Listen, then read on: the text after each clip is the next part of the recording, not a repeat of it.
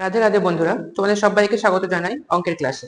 তো আমরা করছিলাম একচল বিশিষ্ট দ্বিঘাত সমীকরণ, যার কোষে দেখি 1.4-এর অঙ্কগুলোকে আমরা সমাধান করছিলাম, এবং সেখানে কোশ্চেন নাম্বার 3-এর দাগের 7 অব্দি অঙ্ক আমরা কতদিনে শেষ করে ফেলেছি। তো আজকের এই ভিডিওতে আমরা দুটো অঙ্ক বাকি রয়ে গেছে, কোশ্চেন নাম্বার 8 এবং 9, এই দুটি অঙ্কের সমাধান দেখে নেব।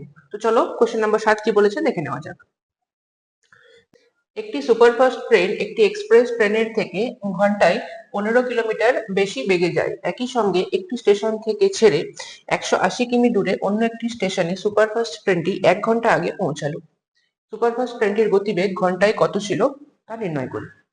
তো দেখো, এখানে কি বলে দিচ্ছে, সুপারফাস্ট ট্রেনের গতিবেগ এক্সপ্রেস ট্রেনের থেকে ঘন্টায় 15 কিলোমিটার বেশি। তাহলে আমরা ধরে নিই যে এক্সপ্রেস ট্রেনের গতিবেগ এক্স ছিল। হলো, তাহলে আমরা কি লিখবো, ধরি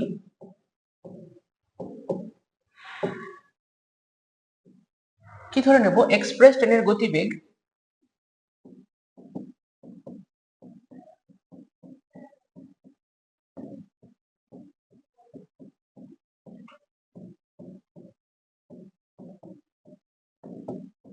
x কিলোমিটার পার ঘন্টা।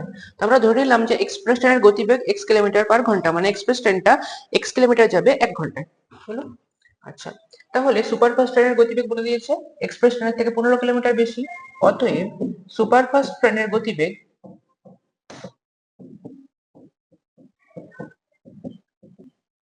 সুপারফাস্ট ট্রেনের গতিবেগ কত হবে, এটার x হলে এটা হবে x প্লাস 15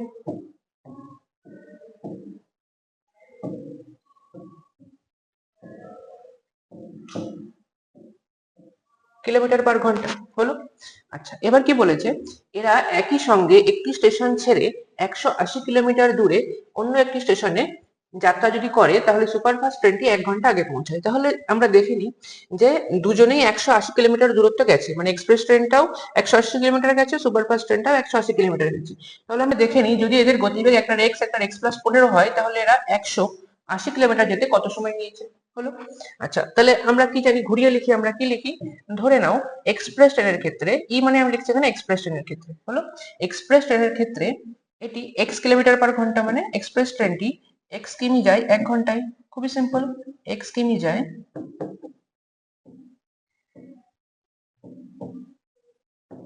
1 ঘন্টায়। হলো, আচ্ছা, তাহলে এক্সপ্রেস ট্রেনটি 1 কিলোমিটার যাবে কত ঘন্টায়, ঐকিক নিয়ম 1/x ঘন্টায়। কত কিলোমিটার যেতে হবে, 180 কিলোমিটার যেতে হবে। তাহলে 180 কিলোমিটার যাবে কত ঘন্টায়, 180/x ঘন্টায়। খুবই সিম্পল। আচ্ছা, অপর দিকে ধরে নাও সুপারফাস্ট ট্রেনটা যদি হিসাব করি, আমরা সুপারফাস্ট ট্রেনের গতিবেগ কি ছিল, x প্লাস 15 কিলোমিটার পার ঘন্টা। তার মানে এখান থেকে আমরা কি বলতে পারি, সুপারফাস্ট ট্রেনটা x প্লাস 15 কিলোমিটার যায় 1 ঘন্টায়।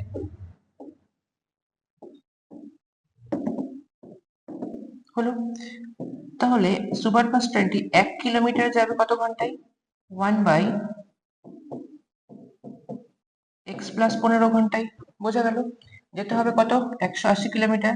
তাহলে 180 কিমি যাবে 180/x প্লাস 15 ঘন্টায়। বোঝা গেল। আচ্ছা, এবার কি বলেছে, এরকম যদি হতো তাহলে সুপারফাস্ট ট্রেনটা 1 ঘন্টা আগে পৌঁছাতো। তাহলে সুপারফাস্ট ট্রেনটা 1 ঘন্টা আগে পৌঁছাতো মানে কার গতিবেগ বেশি হতো, অবশ্যই সুপারফাস্ট ট্রেনের গতিবেগ বেশি হতো। আচ্ছা, তাহলে শর্ত অনুসারে আমরা কি লিখবো,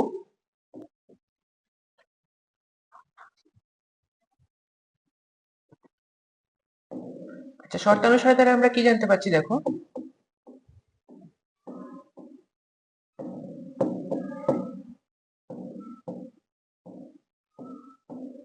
180/x minus 180/x plus 15 equal to কত বলেছে, 1 ঘন্টা আগে পৌঁছাবে, ইকুয়াল টু 1। বোঝা গেল, খুবই সিম্পল। তাহলে আমরা ইকুয়েশন পেয়ে গেলাম, এবার এটাকে সলভ করবো। আচ্ছা, দেখো, এটা যদি লসাগু করো কত হয়, এক্স ইন্টু এক্স প্লাস 15। বোঝা গেল, এক্স এক্স কেটে গেল, 180 ইন্টু এক্স প্লাস 15। খুবই সিম্পল, মাইনাস এক্স প্লাস 15 কেটে গেলে 180 ইন্টু এক্স ইকুয়াল টু 1, যেরকম ছিল সেরকম। বা আচ্ছা, ব্র্যাকেট ভাঙিয়ে দাও, 180 ইন্টু এক্স মানে 180x প্লাস 180-র সঙ্গে 15 গুণ, গুণ করে নাও, আচ্ছা, 40 শূন্য হাতে 4, 5 একে 5 আর 4 9, 8 1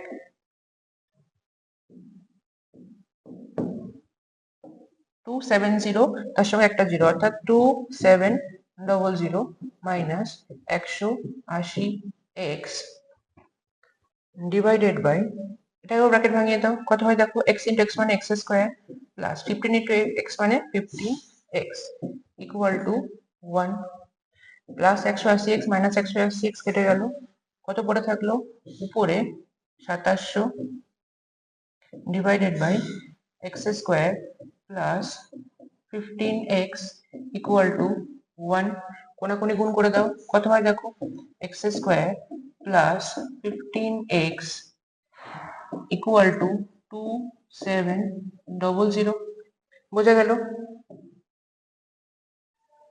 2700টাকে বাঁদিকে নিয়ে চলে আসো, কি হয় দেখো, x square plus 15x minus 2700 equal to 0 হলো। মিডল টার্ম করে দাও এবার। আচ্ছা, 2700টাকে আগে উৎপাদকে ভেঙে নাও, কি হয় দেখো, 2700কে যদি উৎপাদকে ভাঙাও, 3 9 27, 900, 3 তিরিখে 9, 300, আবার 3 দিয়ে 3 100, 300, 5 কুড়ি 100, 5 4 20, 2 দুগুণে 4। এবার এগুলো দিয়ে আমাদের কত বানাতে হবে, 15 বানাতে হবে। কি করে হচ্ছে দেখো, 5 দুগুণে 10, 10 দুগুণে 20, 20 ইন্টু 3, 20 ইন্টু 3 মানে হচ্ছে 60, মানে যদি এই 3 5 2 2 এগুলোকে গুণ করো, কত হয় দেখো, 3 5 15 দুগুণে 30 দুগুণে 60, 60 হয়ে যাচ্ছে। এটাকে গুণ করো, এটাকে গুণ করো, এটাকে গুণ করো, 3 তিরিখে 9, 5 9 45, 60 থেকে 45 বাদ দাও, দেখো হয়ে যাবে হচ্ছে 15, আর 60 এর সঙ্গে 45 গুণ করো, দেখো 2700 হয়ে যাবে, হলো। আচ্ছা, তাহলে এটাকে আমরা কি লিখতে পারি দেখো, x square plus 60x minus 45x minus 2700 equal to 0, বা x into x plus 60 minus 45, এখান থেকে কমন নাও, x প্লাস 60 হবে ইকুয়াল টু 0, বা x প্লাস 60 কমন নিয়ে নাও, x প্লাস 60 কমন নিলে কি হয়, x মাইনাস 45 ইকুয়াল টু 0।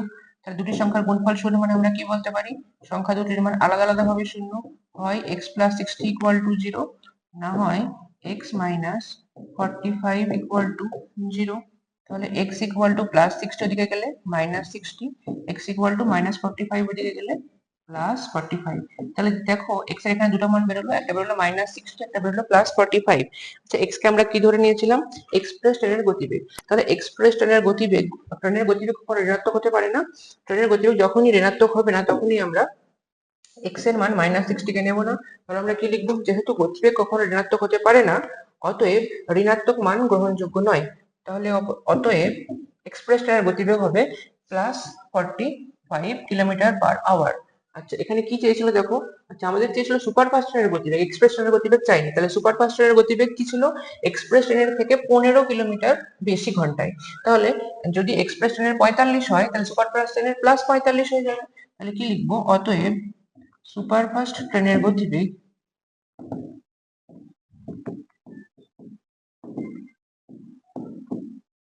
কত হবে, 45 প্লাস 15 কিলোমিটার বেশি, মানে হচ্ছে 60 কিলোমিটার পার আওয়ার। বোঝা গেল।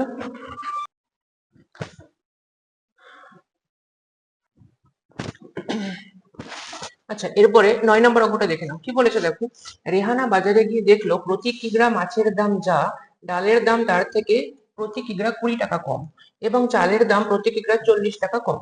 রেহানা 240 টাকায় মাছ ও 240 টাকার ডাল কিনে মোট যে পরিমাণ মাছ ও ডাল পেল, তা 280 টাকার চাল কেনার পরিমাণের সমান। রেহানা প্রতি কিগ্রা মাছ কি দামে কিনেছিল, হিসাব করে লিখি। প্রতি কিগ্রা মাছের যা দাম, মানে প্রতি কিগ্রা মাছের দাম আমরা জানি না, তাহলে ধরে নেব। আচ্ছা, কি করবো তাহলে, ধরি প্রতি কিগ্রা মাছের দাম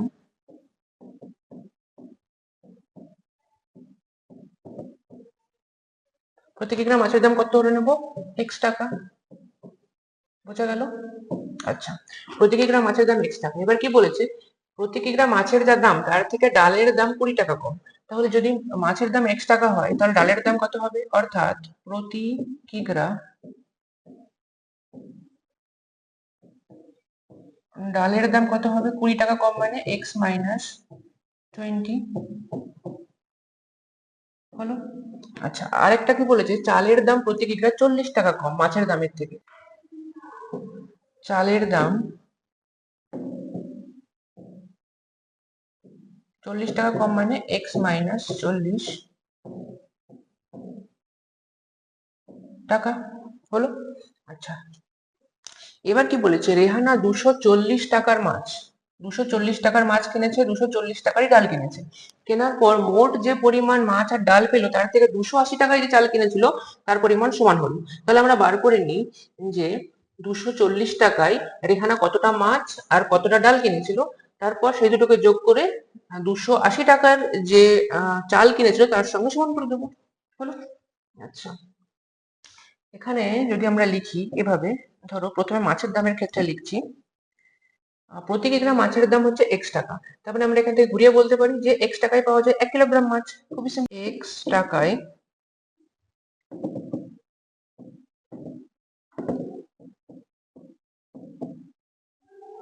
1 কিলোগ্রাম মাছ। তাহলে 1 টাকায় পাওয়া যায় কত কিলোগ্রাম মাছ? 1 টাকায় পাওয়া যায় 1/x কিলোগ্রাম মাছ। আচ্ছা, কত টাকার কথা বলেছিল? দেখো 240 টাকার কথা বলেছিল। তাহলে 240 টাকায় পাওয়া যাবে কত কিলোগ্রাম মাছ? 240/x কিলোগ্রাম মাছ। বোঝা গেল? আচ্ছা, আমরা মাছের হিসাব পেয়ে গেলাম। এবার মাছের সঙ্গে আর কি কিনেছিল? দেখো ডাল বলেছে। তাহলে ডালের ক্ষেত্রে যদি আমরা হিসাব করি, দেখো ডালের দাম কি বলেছিল, x মাইনাস 20 টাকায় পাওয়া যাচ্ছিল 1 কিলোগ্রাম ডাল, সেটাই লিখে নেবো। x মাইনাস 20 টাকায় পাওয়া যায় 1 কিলোগ্রাম ডাল,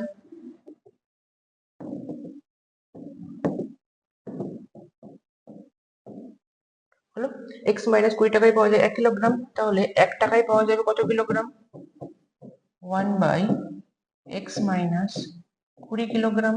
আচ্ছা, কত টাকার বলেছিল? ডালও কিনেছিল 240 টাকার, তাহলে 240 টাকায় পাওয়া যাবে 240/x মাইনাস 20 কিলোগ্রাম ডাল, হলো।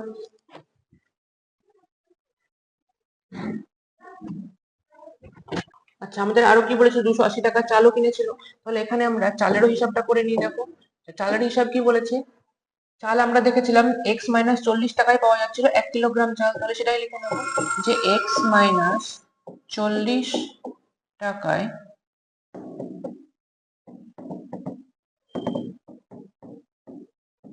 পাওয়া যায় 1 কিলোগ্রাম, হলো। আচ্ছা, তাহলে 1 টাকায় পাওয়া যাবে কত কিলোগ্রাম? খুবই সিম্পল, 1/x মাইনাস 40 কিলোগ্রাম, হলো। আচ্ছা, কত টাকার চাল কিনেছিল? 280 টাকার চাল কিনেছিল, তাহলে 280 টাকায় পাওয়া যাবে 280/x মাইনাস 40 কিলোগ্রাম চাল। বোঝা গেল? তাহলে আমরা দেখো এখান থেকে তিনটে জিনিস পেলাম। একটা পেলাম 280 টাকায় চাল পাওয়া গেল 280/x মাইনাস 40। আচ্ছা, 240 টাকায় চাল পাওয়া 240 টাকায় মাছ পাওয়া গিয়েছিল 240/x, আর 240 টাকায় ডাল পাওয়া গিয়েছিল 240/x মাইনাস 20। এখানে কি বলেছিল? দেখো এখানে বলেছে 240 টাকার যে মাছ আর ডাল পাওয়া গিয়েছিল, অর্থাৎ এটা আর এটা, এই দুটোর যোগফল বলে দিয়েছে 280 টাকায় যে চাল পাওয়া গেছিল তার সঙ্গে সমান, অর্থাৎ এটা আর এটার যোগফল বলে দিয়েছে এটা, শর্তানুসারে। বোঝা গেল? খুবই সিম্পল। আচ্ছা, এমন করে যদি আমরা পাশে লিখে নিই একবার, দেখো মাছের অ্যামাউন্ট হলো 240/x, ডালের অ্যামাউন্ট হলো 240/x মাইনাস 20, আর চালের অ্যামাউন্ট হলো 280/x মাইনাস 40। খুবই সিম্পল। বোঝা গেল? আচ্ছা,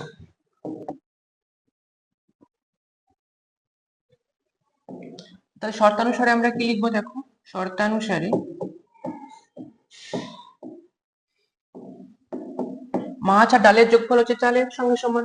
মাছের হচ্ছে 240 বাই এক্স প্লাস ডালের হচ্ছে 240/x-20, এটা সমান হবে বলে দিয়েছে চালের সঙ্গে, অর্থাৎ 280/x-40।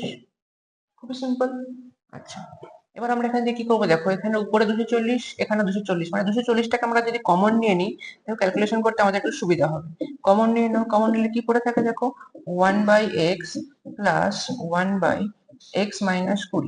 দেখো এটা কমন নেওয়ার কি কারণ, কমন নেওয়ার কারণ হচ্ছে যখন আমরা এটাকে লসাগু গসাগু করবো তখন 240-এর সঙ্গে যোগ, 240-এর সঙ্গে গুণ, এরকম করলে একটু ক্যালকুলেশনের সমস্যা হবে। সেই কারণের জন্য আমরা 240টাকে কমন নিয়ে নিলাম, হলো। আর এদিকে দেখতে পাচ্ছি 280 রয়ে গেছে, তাহলে আমরা কাটতেও সুবিধা হবে, হলো। এদিকে যেরকম ছিল সেরকম রেখে দিলাম। এবার শূন্য শূন্য কেটে দাও, 4 দিয়ে কাটো, 4×6 = 24, 4×7 = 28, হলো। আচ্ছা, তাহলে এখানে 6 যেরকম ছিল সেরকম রাখো, ভিতরটাকে লসাগু ভাঙিয়ে দাও, কি হয় দেখো, ভিতরটাকে লসাগু করলে x ইন্টু x-20, x কেটে গেল, x-20 প্লাস x-20 কেটে গেল, x পড়ে থাকলো, হলো, ইকুয়াল টু 7/x-40। বোঝা গেল? বা 6x কত হয়, 2x-20 ডিভাইডেড বাই, এটাকে ভাঙিয়ে দাও, x² মাইনাস 20 ইন্টু x মানে 20x ইকুয়াল টু 7/x-40। বোঝা গেল? আচ্ছা আচ্ছা, 6 ইন্টু রয়েছে মানে 6টাকে সঙ্গে গুণ করে দাও, উপরের সঙ্গে 6টাকে গুণ করে দাও, কি হয় দেখো, 6টাকে যদি উপরের সঙ্গে গুণ করে দেখো কত হয়, 6 দুগুণে 12x minus 6×20 120 divided by x² minus 20x এরকম ছিল সেরকম রাখো, ইকুয়াল টু এদিকেও 7/x-40 যেরকম ছিল সেরকম রাখো। বোঝা গেল? আচ্ছা, এবার কি করব, ক্রস মাল্টিপ্লিকেশন করে দাও, 12x এটার সঙ্গে এটাকে গুণ করে দাও, কত হয় দেখো, 12x মাইনাস 120 এর সঙ্গে গুণ হবে হচ্ছে x-40 ইকুয়াল টু 7 এর সঙ্গে হচ্ছে x² minus 20x, x² minus 20x, হলো। আচ্ছা, গুণ করে দাও, দেখো প্রথম সংখ্যার সঙ্গে প্রথম সংখ্যা, 12x ইন্টু x করলে 12x² মাইনাস 12x ইন্টু 40, 4×12 = 48 মানে 480x। আচ্ছা, এখানেও দেখো মাইনাস 120 ইন্টু x মানে 120x, হলো, minus minus plus 120 into 40, 4×12 = 48, 0 0 equal to 7x² minus 7 দুগুণে 40, 140x। বোঝা গেল? আচ্ছা, এবার কি করবে দেখো, x² জাতীয় পদ একদিকে নিয়ে চলে আসো। আচ্ছা, 12x² ওই থেকে মাইনাস প্লাস 7x² দিকে নিয়ে চলে আসো, মাইনাস 7x², হলো। আচ্ছা, এখানে দেখো মাইনাস 480x মাইনাস 120x, দুটোটাকে বিয়োগ, কাজ করবো বিয়োগ, চিহ্ন বসাবো, মাইনাস দুটো হচ্ছে মাইনাসই বসাবো। আচ্ছা, কত হয় দেখো, 600x, হলো। আচ্ছা, এদিক থেকে মাইনাস 140x এদিকে নিয়ে আসলে প্লাস 140x প্লাস 4800 যেরকম ছিল সেরকম ইকুয়াল টু 0, হলো। বা আচ্ছা, 12 থেকে 7 বাদ গেলে হয় 5x²। আচ্ছা, মাইনাস 600x প্লাস 140x, কাজ করব বিয়োগ, চিহ্ন বসাবো বড় সংখ্যা চিহ্ন মানে মাইনাস, কত হয় দেখো, 460x প্লাস 4800 ইকুয়াল টু 0, হলো।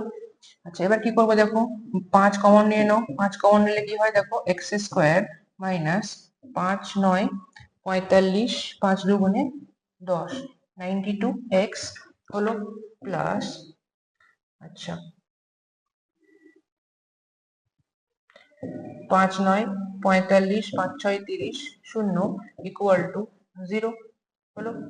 আচ্ছা, এবার 5টাকে ওদিকে ভাগ দিয়ে দাও, কি পড়ে থাকে দেখো, x² minus 92x plus 960 equal to 0। এটা হয়ে গেল আমাদের দ্বিঘাত সমীকরণ। এবার আমরা কি করবো, এটাকে মিডল টার্ম করে ফেলবো।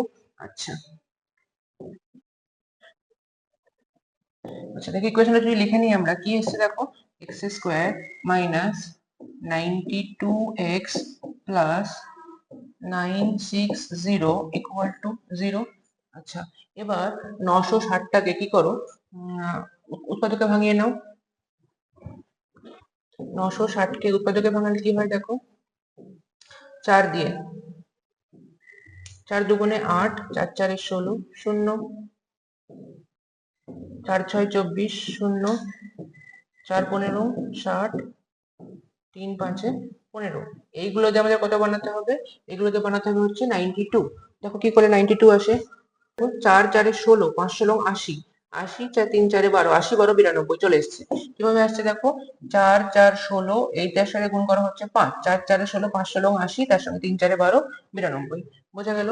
তাহলে কি লিখবো এটাকে আমরা দেখো, x square minus 80x minus 12x plus 960 equal to 0।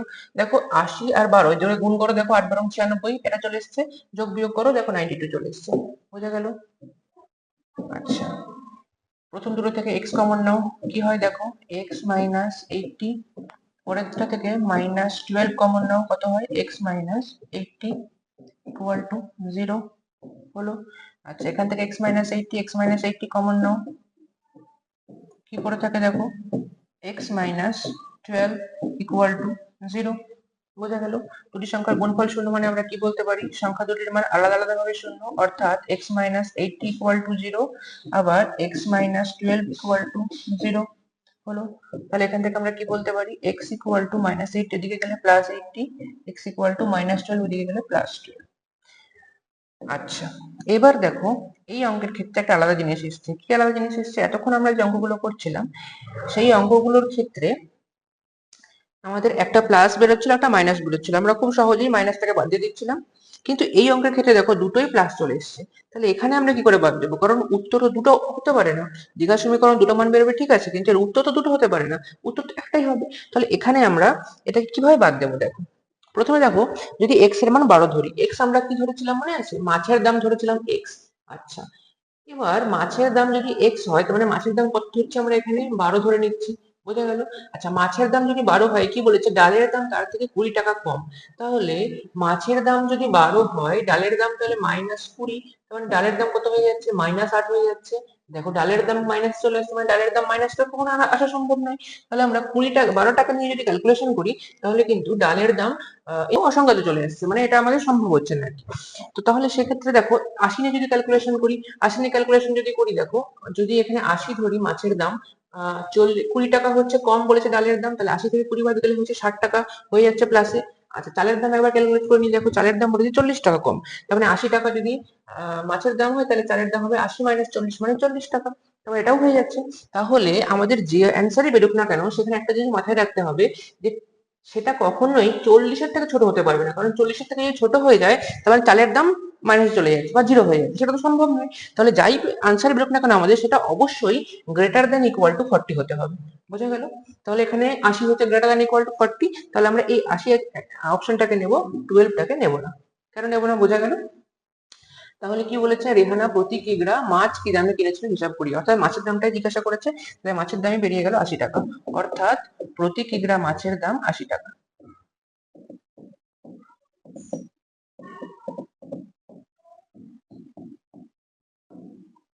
বোঝা গেল? তো এই ছিল তোমাদের 9 নম্বর অঙ্ক, এবং কোষে দেখি 1.4 সম্পূর্ণ সমাধান শেষ হয়ে গেল আমাদের। আচ্ছা, এর সমীকরণের শেষ এক্সারসাইজ 1.5, সেটাকে আমরা এই পরের দিন থেকে শুরু করব।